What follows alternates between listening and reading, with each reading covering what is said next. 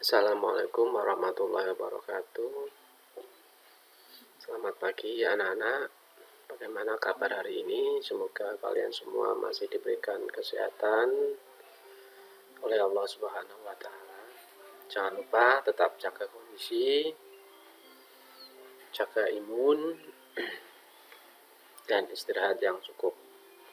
Baik, pada pertemuan kelima ini kita akan membahas materi yaitu mengaktifkan dan mematikan komputer sesuai prosedur, dan yang kedua adalah kesehatan dalam menjalankan atau mengoperasikan komputer.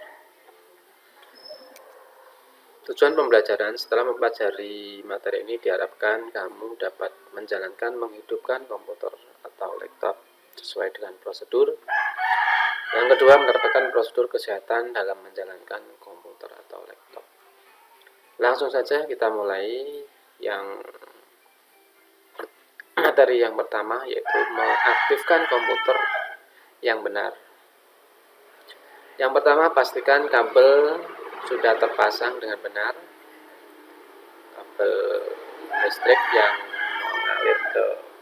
mengaliri komputer kita atau laptop kita. Kalau laptop, dicek untuk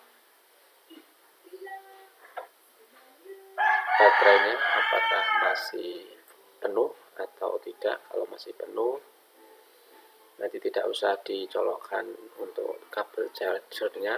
Kalau tinggal sedikit, maka kita juga harus memasang kabel chargernya ke aliran listrik.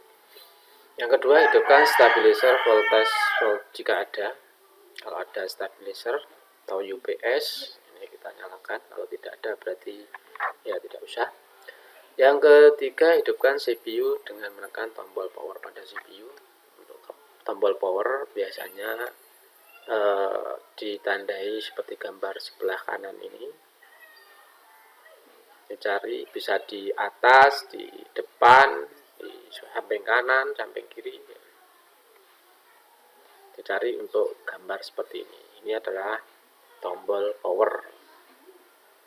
Yang keempat adalah menghidupkan monitor dengan menekan power pada monitor. Sama, dicari untuk tombol powernya di sebelah samping kanan, depan, ataupun belakang. Biasanya seperti itu. Dicari untuk gambar seperti ini. Yang kelima, tunggu proses booting selesai sampai muncul gambar Windows di desktop atau di layar monitor. Biasanya untuk proses ini butuh sampai 3 atau 4 menit kalau di CPU komputer. Kalau di laptop tergantung speknya. Kalau speknya tinggi, maka mungkin 1 menit pun tidak sampai. Ditunggu.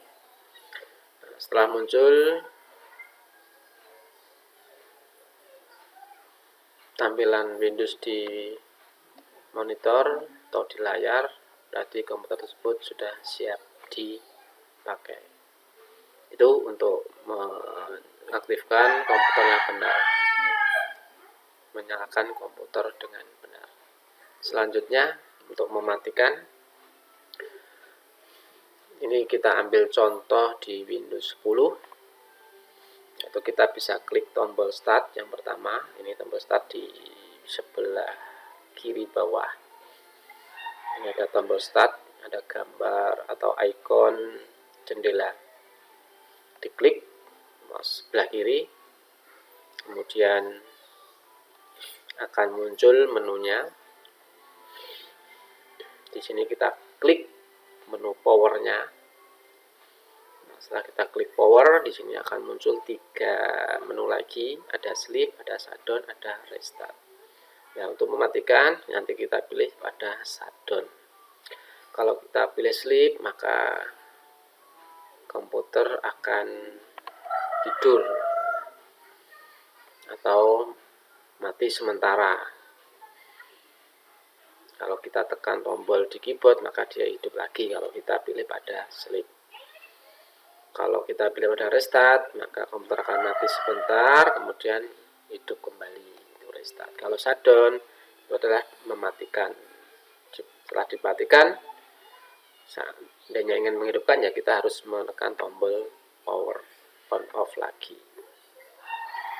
Selanjutnya bisa juga dengan cara klik kanan pada tombol start. Kemudian kita pilih shutdown atau shut out, shutdown or shut out. Kemudian kita klik pada shutdown. Itu kalau menggunakan klik kanan. Kalau menggunakan keyboard, kita bisa gunakan Alt F4 atau bisa juga menekan tombol Windows atau gambar jendela di keyboard itu pasti ada, biasanya di sebelah kiri bawah, sebelah kanan tombol Ctrl atau di bawahnya tombol Shift biasanya. Setelah kita tekan tombol Alt F4 akan muncul gambar seperti di sebelah kanan ini. Kemudian kita pilih pada shutdown, panahnya kita pilih di sini, kita klik, kemudian kita pilih shutdown, baru kemudian kita klik OK. Itu untuk mematikan komputer dengan benar. Selanjutnya untuk posisi tubuh atau badan yang benar saat menggunakan komputer, perhatikan di gambar ini ada 3 gambar. Yang paling benar adalah yang paling kanan. Kita lihat gambar yang pertama ini terlalu ke atas, pemandangan mata terlalu ke atas. Yang kedua ini posisi terlalu membungkuk. Yang benar adalah posisi tegak lurus seperti gambar yang paling kanan atau gambar yang ketiga. Selanjutnya posisi kepala, usahakan posisi kepala dan leher tegak dengan pandangan langsung menghadap monitor. Leher diusahakan untuk tidak membungkuk dan menengadah agar tidak menyebabkan sakit kepala atau sakit leher. Perhatikan seperti ini. Yang benar posisi adalah yang kanan, minimal pandangan mata ke monitor itu adalah 60 cm untuk menghindari radiasi yang terlalu banyak. Kalau gambar sebelah kiri ini terlalu dekat, maka nanti bisa menyebabkan sakit mata. Ada sakit mata, ada pundak, kemudian juga menyebabkan sakit punggung. Jadi yang benar adalah posisi badan tegak lurus, pandangan mata ke monitor minimal 60 cm. Posisi punggung, usahakan posisi punggung tegak, tidak miring ke kiri ataupun ke kanan, tegak. Tidak membungkuk, tidak terlalu miring ke belakang. Jadi tegak, tidak membungkuk, tidak ke belakang. Tegak lurus ya. Posisi punggung yang salah akan menyebabkan gangguan pada tulang punggung. Tulang punggung yang salah akan menyebabkan gangguan tulang punggung. Ini seperti ini terlalu membungkuk, gambar yang sebelah kanan, yang benar adalah yang sebelah kiri. Lurus menempel pada sandaran kursi.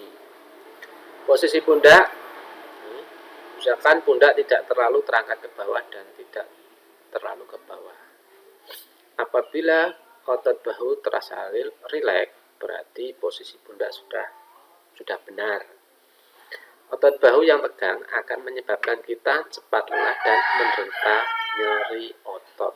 Perhatikan di sini, kalau kita terlalu membungkuk, maka punggung kita di sini akan terjadi nyeri otot pada punggung. Jadi posisi yang benar adalah tegak lurus. Rileks, posisi pundaknya rileks. Posisi tangan tegak lurus di keyboard. Kemudian posisi lengan dan siku. Posisi keyboard harus sama tinggi dengan siku, sehingga gerakan lengan dan jari dapat mengurangi ketegangan otot dan persendian, karena jari jemari kan bergerak terus. Jadi di sini posisinya harus sama tinggi. Kalau terlalu tinggi, maka pergelangan tangan kita akan nyeri.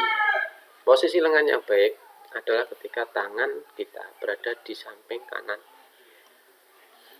badan dan siku kita membentuk sudut 90 derajat. Jadi diusahakan siku 90 derajat posisinya. Letak pergelangan tangan, jemari tangan, dan lengan dalam keadaan santai, tidak melengkung dan tidak tegang. Itu untuk posisi lengan dan siku. Posisi kaki, pastikan kursi yang digunakan dapat menyangga punggung dan kaki menjangkau lantai. Seperti ini. Jadi kalau diusahakan untuk komputer yang ada kursinya yang ada sandarannya, jadi bisa untuk menyangga punggung dan kaki, bisa menjangkau lantai. Usahakan telapak kaki menyentuh lantai dan siku kaki membentuk sudut tidak kurang dari 90 derajat. Jadi, kalau di sini tidak ada penyangga, bisa langsung menapak pada lantai sehingga nanti membentuk 90 derajat. Oke, itu untuk materi hari ini. Nanti kalau masih ada pertanyaan dan kurang jelas bisa komen di forum Google Classroom atau di YouTube ya. Insya Allah di sana nanti akan kita jawab semua pertanyaan yang masuk. Baik, untuk tugas ini ada 2. Sebutkan kelebihan dan kekurangan user interface CLI. Ini adalah materi yang kemarin. Yang kedua, jelaskan posisi pundak saat menggunakan komputer. Jadi tugas ini dikerjakan di buku tulis. Jadi tugasnya dikerjakan di buku tulis. 2 nomor ini difoto kemudian diupload di tugas mapel informatika atau mata pelajaran informatika, dikumpulkan paling lambat 14 Agustus 2021 jam 23.59. Oke, itu yang dapat saya sampaikan hari ini. Selalu jaga kesehatan dan prokes, tetap semangat. Sampai ketemu untuk materi selanjutnya. Terima kasih, saya akhiri. Wassalamualaikum warahmatullahi wabarakatuh.